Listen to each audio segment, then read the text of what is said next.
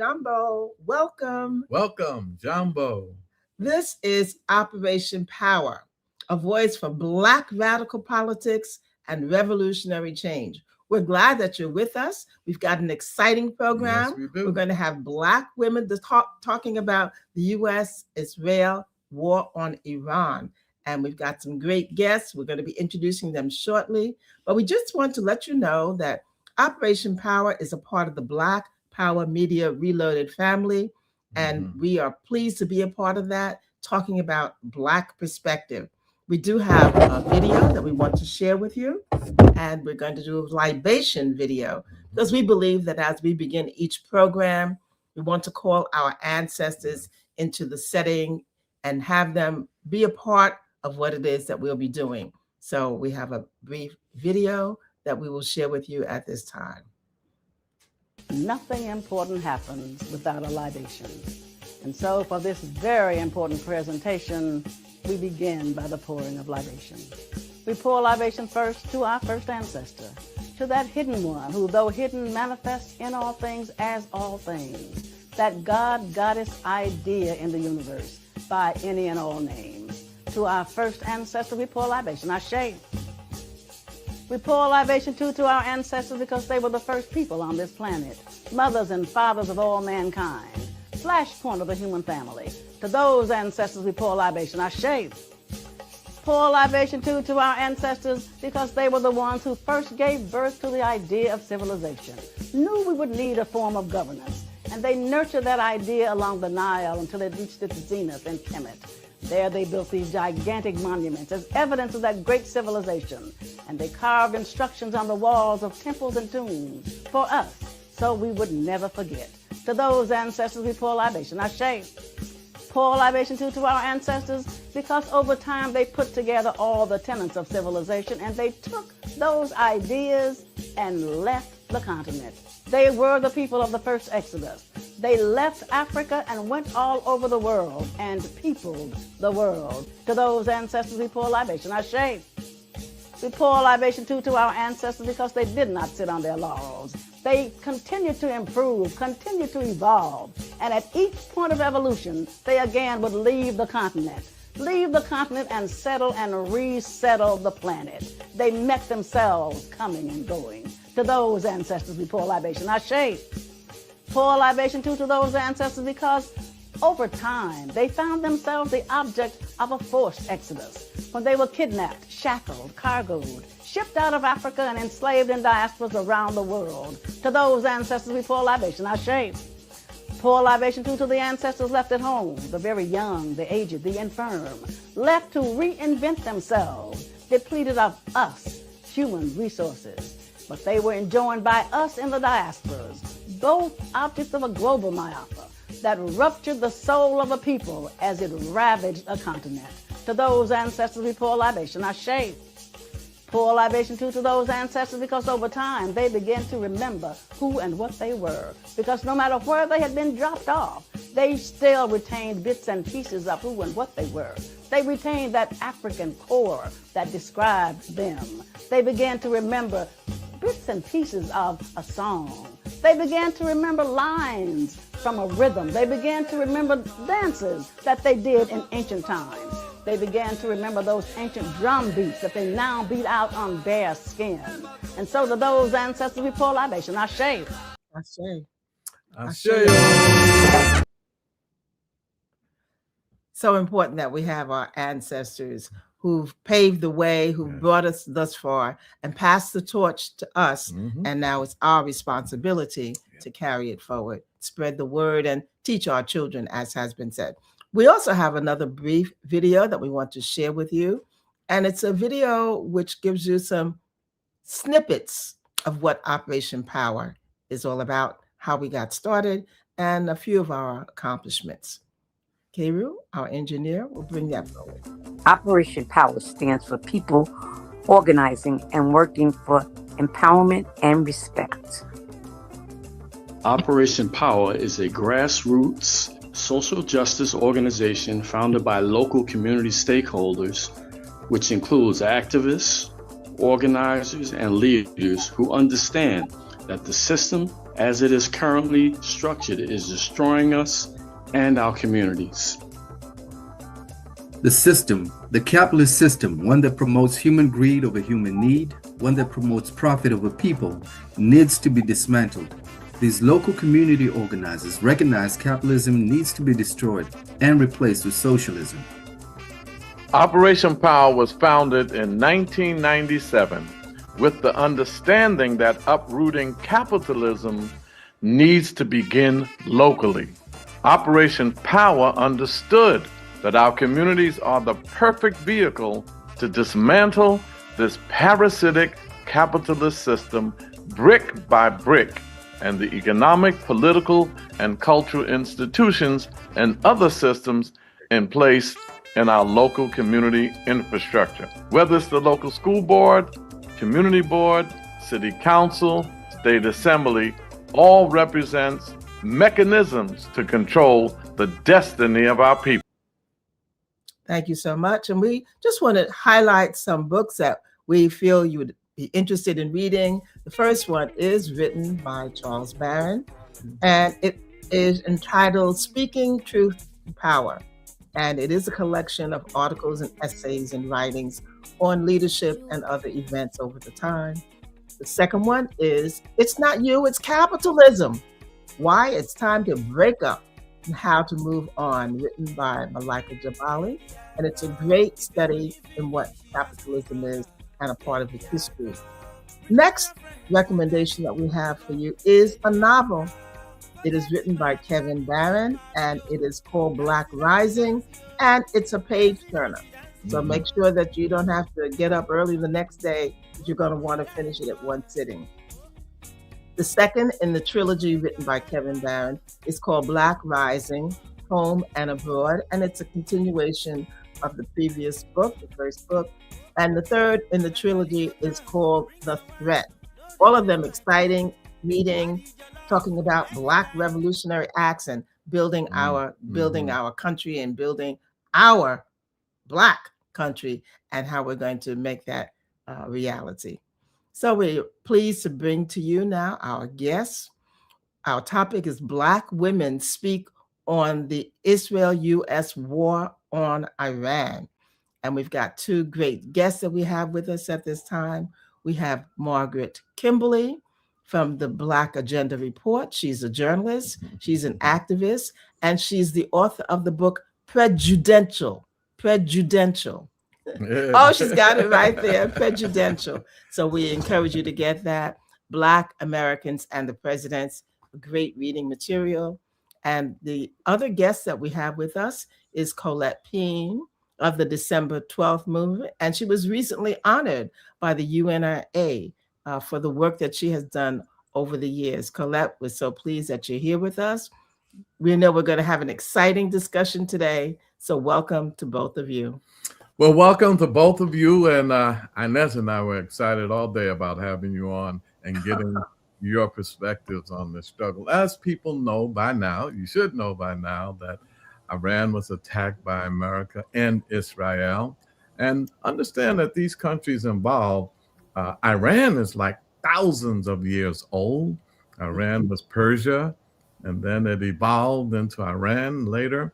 And then remember, Iran had a democratically elected socialist, Mohammad Mossadegh, in 1953. And the CIA and the Britain, and they collaborated to get rid of him. Why? Because he was nationalizing the oil.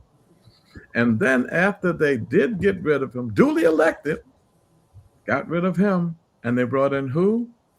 The Pahlavi dynasty, the Shah of Iran, a butcher, a murderer, and his Savak police. Then in 1979, Iran had a revolution, and they brought in the Ayatollah Khomeini in 1979, and then the rest is history. 1989, he died, and then came the new leadership, and Israel murdered the new leadership. And don't fall for the bogus stuff about they trying to stop them from building nuclear weapons. Just to let you know, Iran had the Natanz uranium enrichment facility since 2003. If they wanted a nuclear weapon, they would have had it by now. That's not the issue. In addition to that, Israel has a nuclear weapon, 80 of them, 90. Nobody talks about Israel's warheads. Nobody talks about America's warheads. They have more than everybody, Russia and America. And America was the only country that dropped an atomic bomb in the 1940s on Nagasaki and Hiroshima, killing hundreds of thousands of innocent people. So we see this war now as a war against China, a war against Russia, a war for the global economy. And we wanted to get another perspective on that war that they're losing, by the way. Don't believe in the news that you're hearing. They are losing. But with that little backdrop, we know in 2026, this summer, America will be only 250 years old. Israel is only 70 some odd years old. These are new kids on the block going crazy. So I'm going to turn it over to our guest now as that little intro from our perspective. And then we'll start off with Sister Colette, and then we'll go to Sister Kimberly. Sister Colette, welcome. Thank you. And first, let me say it is so important that we are having this conversation. Margaret has been writing, and I've seen the different essays, and we have also, in December 12th, been putting out statements and being involved in both organizations, in demonstrations, in the streets, because it is crucial that our people understand that this relates to us, that as you laid out, the economic struggle that is going on in the world, that Africa is involved in, and that we Africans in the diaspora are also involved in. We have to see the global context. You laid out the importance of Iran in terms of oil, but also the importance of Iran as part of the growing global South. Iran is part of what is known as BRICS, which is the Brazil, Russia, India, China, and South Africa, as well as many other countries who are attempting to do more trading amongst themselves, attempting to steer their economies from being pointed towards the West to being pointed internally. It is a coalition of countries that has an enormous number of population, enormous amount of wealth. And at the same time, it is they're talking about changing from the dollar base to different methods. And it's a challenge. I know Margaret has written many things about how that is. But Iran consistently, since they overthrew the Shah of Iran and set up in their system as they chose, has been a country against imperialism, has supported the rights of the Palestinian people up one side and down the other, has made many strong alliances with Africa and with other countries that they do not necessarily agree with ideologically, but their fundamental anti-imperialism has made them a strong partner. When Venezuela was going through many different challenges, Iran sent technicians, sent help.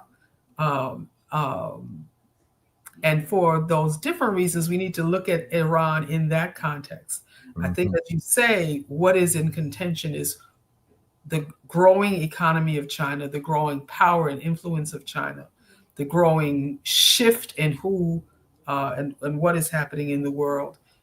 So this is a way to stymie China by attacking the oil and how that goes. It's also an attack on Europe, because Europe is heavily dependent on external forces for its energy needs.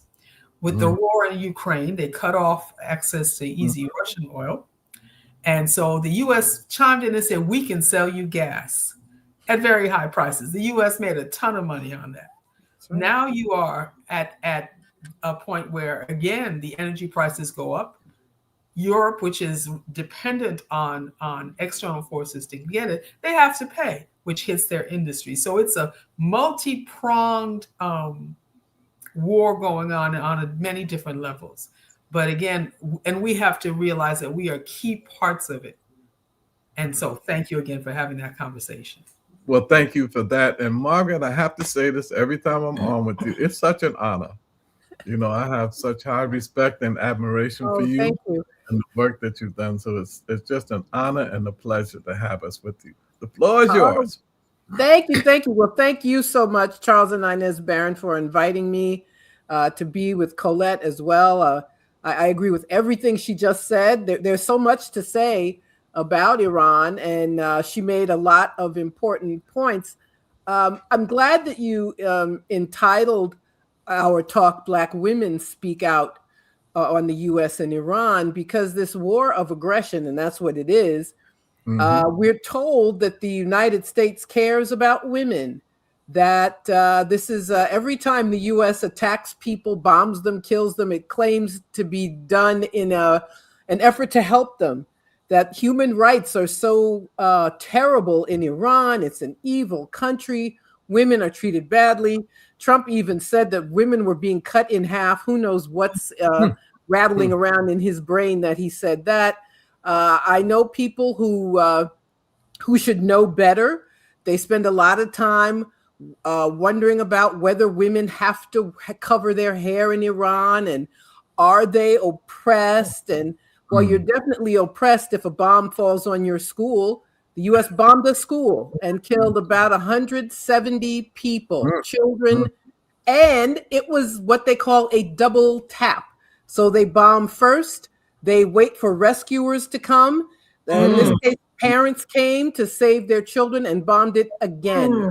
Wow. All under the guise of protecting human rights from the quote unquote evil Iranians and helping women who are allegedly so oppressed. You know, I want to tell people this is a moment when we have to speak as anti-imperialists so that we are not confused. You may not like certain aspects of the Iranian state, but that's frankly not your business at this point. If you're a USian, it's your business to speak out against your government, which is waging a war of aggression, which has been waging war ever since the Islamic Republic of Iran was founded 47 years ago. Let's not forget, in the 80s, this is ancient history now, Saddam Hussein of Iraq was America's friend in those days, and he was used as a proxy to try to overthrow Iran. Thousands of people died. The sanctions, which deprive the targeted country from having any connection to the world financial system, food, medicine, infrastructure, all kinds of things are denied. So the U.S. has been killing men and women in Iran for years. And I think it's something very important for us. But if you're call yourself pro-peace or anti-war, you must be anti-imperialist. You must oppose the U.S. interfering with the sovereign nations. The UN Charter says every nation has a right to self-defense. It's international law. Peoples and nations have a right to sovereignty, and the U.S. violates those rights all the time, all over the world. So I would just like to start by pointing out those things. Thank you so much, both of you, for your astute comments and analysis. And as we talk about this being Women's History Month and how the U.S. has been identified as the ones who, in fact, launched that missile that I did not know was a double tap. Yeah. And it's interesting that we share this kind of information with those who are interested, and whether we raise the consciousness level of those who don't understand the connection. It's not just happening in the so-called Middle East. There are other extensions of that are going on. And it's interesting also, as you pointed out, the UN Charter says that each nation has sovereignty and that you cannot interfere. You can't go kidnapping the leaders and bombing the innocent people who are there. And that has been happening all across that. And it's also interesting that as we're talking specifically about the United States, that this is Israel trying to become a hegemon, trying Yes. to enter into that and expand what it is that they are doing imperialistically, how they're continuing to expand what they have done locally with Palestine and now moving on to other areas and starting with Iran. So the US said, oh, they're about to launch missiles against the US as well as other folks, which has no basis in any kind of facts or data. So let's speak a little about how Israel is a part of that capitalism and how Israel, it has been said, forced the United States to get involved because Israel launched that attack. Well, Israel, just if I may start, Israel definitely wanted this. Netanyahu, their prime minister, has been to the United States 7 times in the past year. Not coincidentally, just a few weeks ago, before this attack started. Israel wants this. Israel wants a greater Israel, as they call it. Israel is a partner of the U.S. However, I want to point out that it's not just Israel that wants it. The so-called, they call Iranians hardliners. I don't even know what that means, but there are hardliners here who want the U.S. to have hegemony. As pointed out already, to attack China. China buys oil from Iran. Russia is close, borders close to Iran. Everything the U.S. does is not just the stated target, but it's also other countries. So Israel and the U.S. work very closely together. Their interests are intertwined. So I think it's always appropriate to blame Israel for attacking Iran or killing people in Gaza or wherever it is that they choose to carry out their war crimes. But there are forces here in this country who also believe that the U.S. has the right to control as much of the world as possible and to try to constrain China and Russia as well. Absolutely. And I think the creation of Israel was designed with, in that part of the world, putting a European presence to control resource-rich region, to keep people in check. Then they got willing allies in some of the more backwards elements of different nations surrounding it and created some of the dynasties, created some of the leaders. So even now you see, and I think I'll step for a minute to what Iran is doing. You see who is on what side and what is going on. I think Margaret's point around that the imperialist interests in the U.S., how they see maneuvering their pawns, of which Israel is one of their partners, but it is also tied directly to who is here, who helped to create the fact that Israel exists in that location for this challenge. Iran, in terms of its response to the attack, I think has been extremely brilliant in targeting those weak, or that's not the word, in terms of targeting the U.S. bases wherever they may be, in terms of saying this is the nature of the war, this is how we're going to fight it. We're not going to be myopic in how we respond, while at the same time, I think being careful of what targets are hit in terms of civilians, unlike what is happening on the other side. It is very much a struggle to say this is a global war and we're going to respond like that.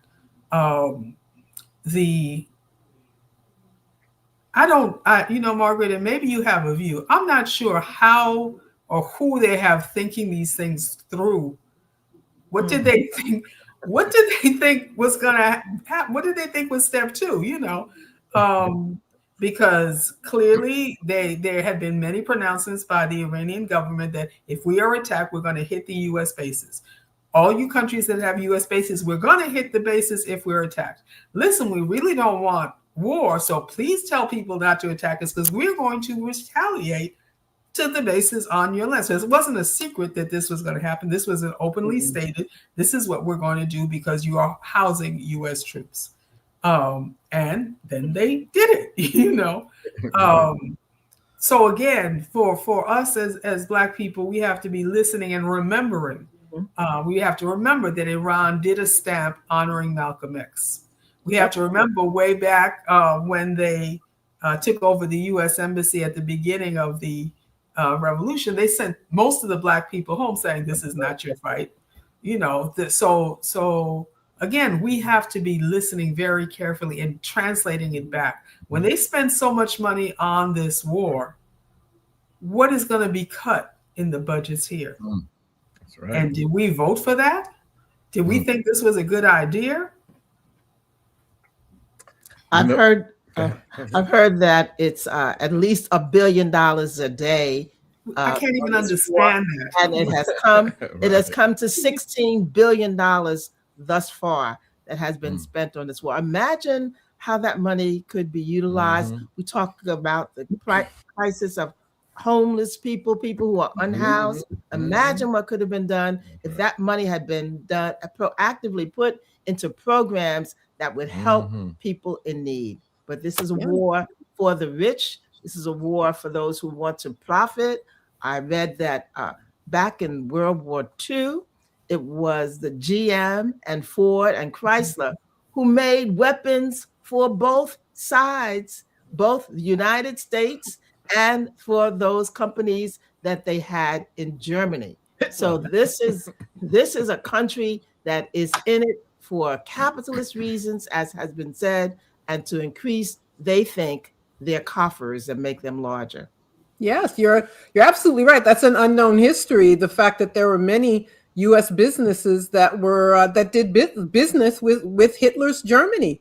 So this is not the first time that capitalist interests have waged destruction all over the world. But to answer Colette's question, as to whether they were thinking this through, we're talking about people who are very arrogant. They are arrogant and stupid and racist. They believe in white supremacy. So this country in Western Asia with brown people can't possibly know what they know, can't possibly counter any thing that the U.S. does. The Iranians were surprised last year, the so-called 12-day war, when Israel attacked, and they were talked into having a ceasefire. But that was very controversial in Iran. There were people who said they gave up too soon. And in any case, in the intervening months, they have prepared themselves because they know the U.S. can't be trusted. So these negotiations over non-existent nuclear capability were used to actually as a pretext for war. So, so the U.S. has peace negotiations to then do their own negotiations and then say, aha, Iran doesn't want peace, so our war is justified. So the Iranians are no fools, and they readied themselves. And the U.S. has some big problems now. Iran has closed the Straits of Hormuz. Those collaborator Arab nations are now suffering. They can't even get food in. The oil markets are, everybody's paying more for gas, right? I think everybody understands that. But this is causing great havoc to the entire system. And this is what happens when an empire begins its decline. It's a moment when actually that empire is very dangerous. It's like a cornered, wounded animal. So the empire is in decline, but that makes it all the more dangerous. And you have these deranged, racist, stupid people who thought, well, we'll just assassinate the leader and it will all fall apart. Well, no, it didn't fall apart. The Iranian state is intact. And most people did support, I think it's fair to say, support their state. And of course, there are differences of opinion, as in any case all over the world, and especially now that it's being attacked, even the naysayers are supporting their state, which is defending them. And I think to go back to something I think Inez raised earlier about the women of Iran. Iran has a very highly educated population, including its women. I think I read the statistics that they have one of the highest rated women scientists in the world and doctors, etc. And I remember as far back as the World Conference of Women in Beijing. So this was in 1995, and the sisters were all garbed down, and some European women were saying, "Oh, you're oppressed," and they're not like really quiet and shy people. They were like, "You just got the right to especially to the Swiss." They said, "You just got the right to have a bank account in your own name," and they were pointing out all the contradictions in terms of women's rights in Europe. How dare you say how we should look and dress and say, and who decides what happens? And I think, again, as Inez pointed out, we have to keep our eyes open and be really listening to different voices and not go for the okie doke. Well, this is some interesting stuff. I think, Kimberly, you hit it right on the head. This is a declining empire, and it's very, very dangerous. We saw what happened when the British Empire, the sun never set on the British Empire. Now it's a little cloudy mud clot somewhere in Europe talking about Brexit and having all kinds of economic problems. And then the pound was the dominant currency. And they shifted after that conference in 1944 at the Bretton Woods Conference, when they created the IMF and the World Bank and the United Nations and NATO and all of them, and said we will control it with the dollar and gold behind it. All of that's declining. I want to pivot and come back to Iran, but I want to pivot to Cuba. Absolutely. We had a very good session with the December 12th movement. I had a sister from Cuba talking about the effects that it had on women and the entire population. But let's talk about Cuba and the danger that Cuba's in, and why the United States is signaling out Cuba, a tiny little island struggling, no threat to America at all. You remember way back with the Monroe Doctrine, who's going to control that whole area. Let's talk about Cuba. Well, Cuba presents the threat of a good example, it's often said. So this fact that this small country, just 90 miles from Florida, as everyone knows, could have a socialist revolution, could take care of its people, is a threat to U.S. imperialism. They kicked out the capitalists. They kicked out the comprador class. They kicked out the lapdogs. And all of that made this country dangerous. And that's why it's been under an embargo, under sanctions for more than 60 years. Cuba can't, if you go to Cuba, you can't go online. You can't use money there. But despite that, Cuba has a good healthcare system. Cuba sent doctors to other countries, and the Trump administration is now threatening those countries. Caribbean nations, Cuba's neighbors, are sending those doctors back. I saw a story in Jamaica. People were waiting online at a clinic to get in before the Cuban doctors have to leave. It's terrible. And depriving Cuba, not just depriving Cuba of oil, saying we're going to sanction any country that does send oil to Cuba. It was one of the reasons for the attack on Venezuela. And they have had regime change in Venezuela. It's evil genius, I think, the way they pulled it off. It looks like there's a independent Venezuelan state still in control, but it isn't. So Cuba has been a target. It was Cuba that helped end apartheid. Fidel Castro sending Cuban troops to fight in Angola, to turn the tide against South African apartheid. Cuba is for the people all over the world. Cuba strives to help humanity, but that makes it dangerous to this country, which only believes in hegemony and control and naked aggression. And they hope that depriving Cuba of oil and gasoline is going to kill that country. I don't believe it will, but I think it's up to us to figure out how to help the Cuban people. That's right. Colette, you know, when they said, and D12 says it all the time, when Africa called, Cuba answered. And now Cuba's calling, and we must do the same. We must answer. Colette?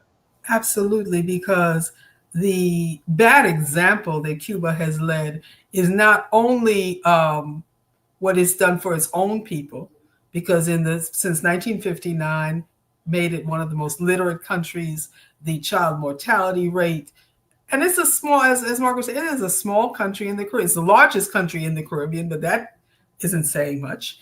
It was a monocrop. Sugar was its only crop. It was not a developed country, but in the years of the revolution, it has done all the things that we have been speaking of. So, and that's an example, because then why couldn't the other countries in the Caribbean do the same? The other countries in Latin America do the same. Right.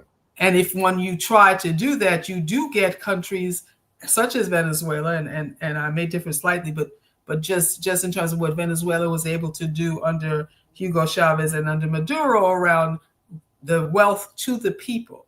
And it's still disparity, but it is a tremendous change in terms of people's quality of life, which is why they are still not supporting the opposition. Why so many of the regular people, the Black and brown people, the working class people of Venezuela stayed under tremendous economic pressure with the government, as is true also in Cuba, despite the conditions that have been imposed because of the blockade. And it's true in Iran as well, which is a country that, in terms of taking care of the people from a different ideology, but was not a country that promoted wealth inequality, promoted instead that there was a basic standard of living that people would have. Cuba is very much under attack. We cannot cease to talk about it, because that is one of the ways we concretely can support. Another way, of course, is there's a bill in Congress now that purports to lift the sanctions. And it is it's propaganda. It is the talk, it is the call, it is that no, we are listening, we are involved. And so that is our task. And I think you've done many shows on it, and this show on Iran is part of that whole continuum that we have to keep educating our people and mobilizing, because we do make a difference. We helped to shut down the war in Vietnam. We made so many changes in other policies. They don't give it credit. They're always like, oh, that wasn't anything. Oh, that was just this. No, we've had tremendous victories because of the work we have done as Black people. And we can't let them take that away from us. And at this moment, we need to stand firm on that and move forward. Mm-hmm. Certainly. And as one of the commenters said, yes, we as Africans must support them. And there was a program just last night, D12 sponsored a program talking about raising consciousness. And perhaps, Colette, you'd like to share some of the highlights of what was discussed last night and how we as Africans here in America can support the work through the different projects that do need financial support. Colette? One of the largest challenges is energy right now. So a series of people have a campaign going called Let Cuba Live, and that is to buy solar panels, generators in a permissible way because of the sanctions is so difficult. But this is they have organized it in such a way that making these donations is perfectly well. It's called Let Cuba Live, and its main goal is to relieve the energy burden by helping it be turning around renewable energy. Cuba has already started. China has been instrumental in sending many the means of production, the solar panels, setting up solar farms. They are increasing it, but it's hard, and the more we can assist in that, the better. There are also different caravans and collections, but I think for us on this call, Let Cuba Live, the issue is energy. Let us pull all our resources into assisting with that. There was a delegation here for the Cuban for the United Nations Conference on the Status of Women. There was a challenge because the visas is a fight every year. They got fewer visas than ever, but they were able to come out to Brooklyn and discourse around the real pain people are facing with the lack of electricity, because you need electricity for dialysis and for incubators, in terms of sanctions prohibiting different medicines that affects neonatal, that affects heart diseases, that affects so many things that the Cubans had fought to bring to their people are now under attack because of the tightening of the sanctions. So indeed, the more we can talk about it and get people to support and donate, the better. Right. Sister Kimberly, you know, it's very interesting how now with the rise of BRICS and particularly the success of the Sahel revolution in West Africa, and the puppet sellout government of Nigeria is so backwards that they allowed Trump to bomb their own country. Talking about he's after some people who are oppressing Christians. He's, some insane. But talk a bit about how the rise of Sahel and the rise of BRICS is having a profound impact on currency, particularly the countries that were being bombed and attacked now: Iran, Venezuela, Nigeria, Cuba.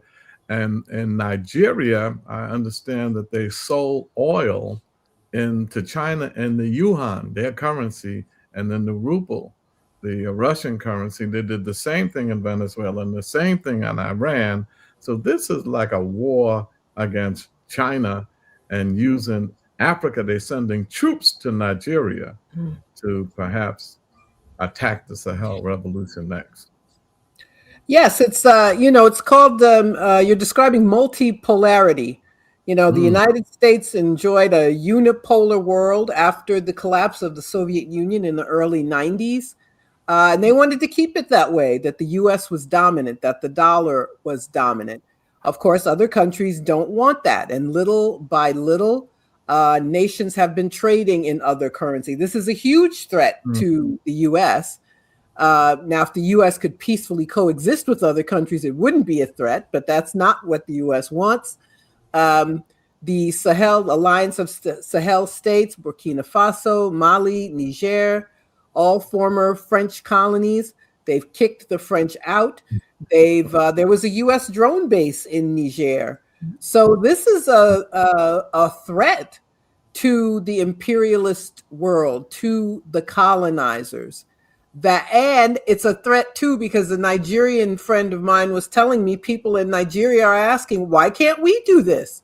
Why do we have to live in this comprador state? Why can't we have real sovereignty and independence, but it's a weak puppet state? So I think it's important, first of all, to know that there are successes waged against the imperialist world. They are committed and they have solidarity in and among those three nations in the Sahel region of Africa, and they are fighting back with their revolution. They have declared their independence. They have there's a term for African countries. They call it flag independence or briefcase independence, where nations were allegedly independent, but still under the control of France or Britain. France is, they control the currency, or not of these three countries anymore, of their former colonies. France relies on nuclear power. Where does that uranium come from? It comes from Niger. They were paying pennies for it. And they were getting rich, and the Nigerians were still in poverty. So this is a very, very important moment. It's important for us to be in support of these countries and let people know. Africa's always disparaged. They can't get it together. They're ruled by stupid people or by corrupt people. And no one talks about the forces that are arrayed against them. But despite those forces, it is possible for nations to show solidarity and to break free from being entrapped by imperialism. Correct. I totally agree with that. It's a ongoing fight I have that when Africa does something good, it's on the back page of a specialized newspaper in small print. Just recently, and because it doesn't fit the narrative. Trump has been promoting this African health partnership one-on-one with countries, which has been rejected. Because as the president of Zimbabwe said, and the president of Zambia also rejected, I don't know all the countries, there was 350 million for health, to which Zimbabwe would then give all the data on its citizens in perpetuity. And it got tied up to the mineral riches as well. So it was on the one hand, well, here is money for health after they cut USAID and all those health, all the good parts of it. And we can talk about all the negative parts of it as well. But nonetheless, Zimbabwe said, this is an affront to sovereignty. We're not signing it. And furthermore, we believe in multilateralism, not one-on-one. We are not going for it. And the president of Zambia similarly rejected it. And we should look and see who else has rejected it, because this is one of the ways that Africa stands up, and it's on the bottom of the page, and we have to talk about it. And even when we talk about Nigeria, it is a country that built one of the largest fertilizing plants on the continent. That did not make the news.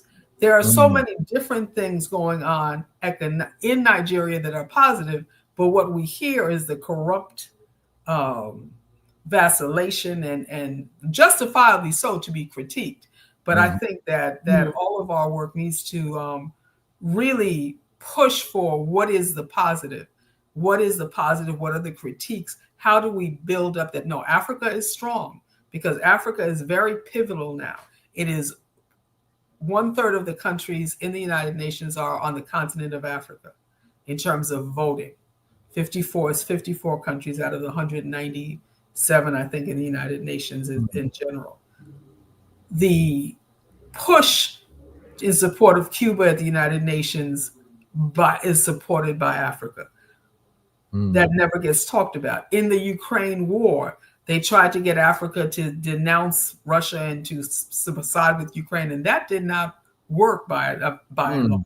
So the changing dynamics of the world, a world where you used to have, you could count on, they'll say yes, because what else is they going to say, has been changing and developing.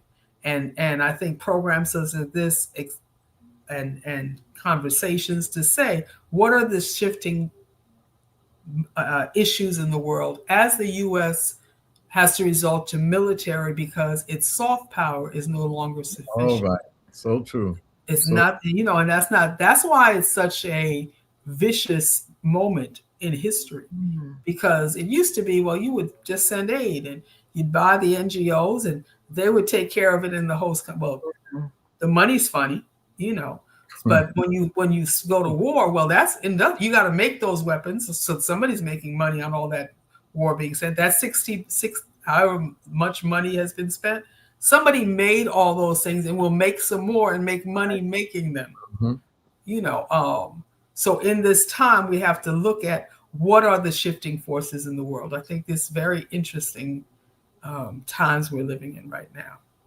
Very interesting. It's always often said they do war for profits, not win, lose, or draw, just for profits. Make money, don't care who dies or whether they win or not, because they haven't won anything. Vietnam, Afghanistan, Iraq, they lost every time, but they made money every time as well. So war is usually for profit. Kimberly, can we talk a little bit about both of you about BRICS? It's not an alliance made in heaven. There are major contradictions with the countries involved, but I know the number's up to 20. And it's interesting how the global South now is having more domination in the world global economy than the G7 or the global North imperialist countries. I think it was very interesting that Trump lost a major case, although this is a Supreme Court that will support him most of the time. And when he didn't get his tariffs done the way he wanted them done, that was a major blow, because the tariffs he wanted, he could have put on anybody for any amount and for any length of time. They said no. You have to go to Congress. And don't be fooled by Congress. Congress just wants to come to him so they could say yes, and he doesn't say yes as a dictator. That's the only fight they're having. But this idea of BRICS, you're talking about 8 billion people being in the world, and they representing 4.5 billion of the world's population, and most importantly, about 45% of the gross domestic product of the world, whereas the G7 represents less than a billion people, 780 million, and 25 to 35% GDP. Let's talk about BRICS. Well, the BRICS, there's, as you said, there are more and more countries that there were the 5 original members, as you mentioned. But every year, more and more countries want to be a part of this partnership, which holds a possibility of that multipolar world that I referred to.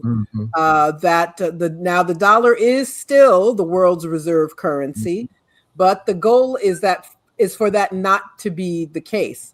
But that is what makes the U.S. so insecure. Any little change, any possibility of not having complete hegemony, they behave as we've been describing since we started this conversation.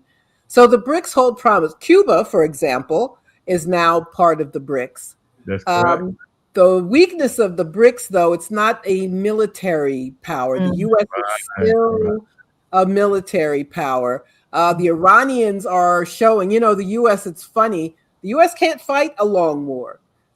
They hope to just bomb the crap out of somebody and then it's over. They know there's no popular support for, I hate the term boots on the ground, but to send in U.S. troops, although they will. But the BRICS hold the promise of the other countries having a different pole. The G7, the U.S., Canada, some European countries. Basically, it's U.S. and a few of their puppet states. But they have, and all the supposed differences between them. They all do whatever the U.S. tells them to do, frankly. But the idea of other countries using their economic power, China's Belt and Road Initiative, for example, that can be used to benefit the rest of the world, or at least to be in partnership with the rest of the world, and not to have domination, for that to be the only kind of relationship that can exist. China has forgiven, for example, the debt of many African nations. The IMF, the World Bank, they don't forgive anybody's debt. So these countries, and it's by design for them to stay in debt and to remain under the domination of the Western capitalist nations. So the BRICS shows a possibility of having a different kind of world. Powerful. Colette? I absolutely agree. And I think the issue of in what currency people trade is at the center of a lot of the discussion. One of the cardinal sins that Saddam Hussein did, and which led to his overthrow, is he started talking about, let us accept payment for oil in more than dollars. Right. Because the petrodollars is one of the reasons to sustain what is going on. The Libya under the leader Gaddafi was also talking about, let us have a gold-backed currency. The whole fight around, and what are we going to barter? How are we going to trade? Let us trade with each other. Or as they said in Zimbabwe, the look east policy. When the sanctions hit, when they took back the land and were attempting to crush the government and overthrow it 30 years ago, look east was, let us trade other than in Europe, which was their primary market, colonized country. And Iran, and when we talk again, was very much involved in building trade relationships in Africa, as is our other countries. So the whole tilting shift of the world, that BRIC represents something that is being born. And like all babies, there are weaknesses, but it is a different perspective. It is, we can look at ourselves. I remember being in a conference, and one of the other things that Cuba was always important for, it brought people together in dialogue on many different conferences, different places, times to think, times to see what a different world is possible. The late President Nyeri said, South to South. That whole concept that we have to trade within ourselves, that the ideas are put out and then they take different forms, and it takes a long time. But capitalism has been around a long time. So these new ideas we have are just months in the making, really, when we look at the whole thing. So just as it took a long time for that to perfect, let us give ourselves grace, as they say nowadays, and see how we can strengthen it, what we can see. Because we can always find stuff wrong. This is the most corrupt country in the world, but they want to point fingers at Africa always. Let us build up our own strength, and let us, because that is much more productive. Well, we have a few minutes left. We're going to let both of you make closing remarks. We got to have y'all back. This was awesome. It was powerful. I really mean that. Everybody says that when their programs end and they don't invite you back. We really. I know where you two live. This was fantastic. I want to make a closing remark. I got to say this about Cuba. When Inez and I went to the Latin American school, the medical school, and we were talking to the students, 2 students got up and they said, "Hey, Councilmember Inez Charles, they were from East New York, Brooklyn, and they was there on a full scholarship." So we are eternally grateful to Cuba, and we'll always remember that Cuba allowed our sister Assata Shakur to at least die on her own terms, live on her own terms, and not in some cage of the pigs of the power structure, just as Fidel died on his own terms, and so did Assata. So with that, Inez? I want to say we're so pleased to have been able to get a resolution passed in the New York City Council when we did serve in the New York City Council, talking about the sanctions needed to be ended. So we are glad to have been able to do that as a part of what our position allowed us to do, and get our colleagues to make that statement. We had some people checking in from Toronto saying right on, and someone else said, right on to the sisters. They were powerful, very informative. Much respect to sisters, very informative. We had a chat come in. So closing remarks, all yours. Sure. I'll just very quick. Thank you again. I want to tell people, beware of the false flag. We are already seeing these stories. Iran has drones off the coast of California. They need an excuse to get support to send U.S. troops to Iran. I don't believe anything they say about Iranian drones. There was an attack on a synagogue. I'm not in favor of that. But coincidentally, they had an FBI rehearsal or practice or something at this same synagogue a couple of months ago. What an interesting coincidence. So that is what people should be aware of. Stay awake, stay anti-imperialist, and be in solidarity with the oppressed people of the world. That is my message, and thank you both so much. Thank you, Colette. I add to that our presence has to be felt. We have to be in the street, talking to our community, marching in our community, and as a community standing up. Saturday, April 4th, the day where Dr. Martin Luther King was assassinated, we're having a march in Brooklyn, down Fulton Street, to raise up the issues of what is happening to us here and what is happening globally. So my challenge to the people listening to the presentations is, we need your presence more than just listening. We need you to be in the streets and to be active. So April 4th. Thank you so much. You've honored us, you've graced us, you've informed us, you've elevated us, and you've made us proud to be able to say that we have people in our own community who are informed, who are intelligent, who are accurate, and who are bold enough to stand up and give us the truth as to what the facts are that are happening. Thank you so much. We appreciate you. And we Thank say you. continue to support independent Black media. Yes. Black Yes. Agenda Report, Black Power Media here on YouTube. WBAI, we have our program tomorrow. Two young, dynamic sisters are going to be talking about the same thing that you're talking about. WBAI.org from 5 to 6 p.m. And come hear our sisters. And we say every week, the truth shall set you free and get you in some trouble too. You got to have some spine. And power is the great equalizer. Black power. Black power. Power to the people. Thank Power you. to the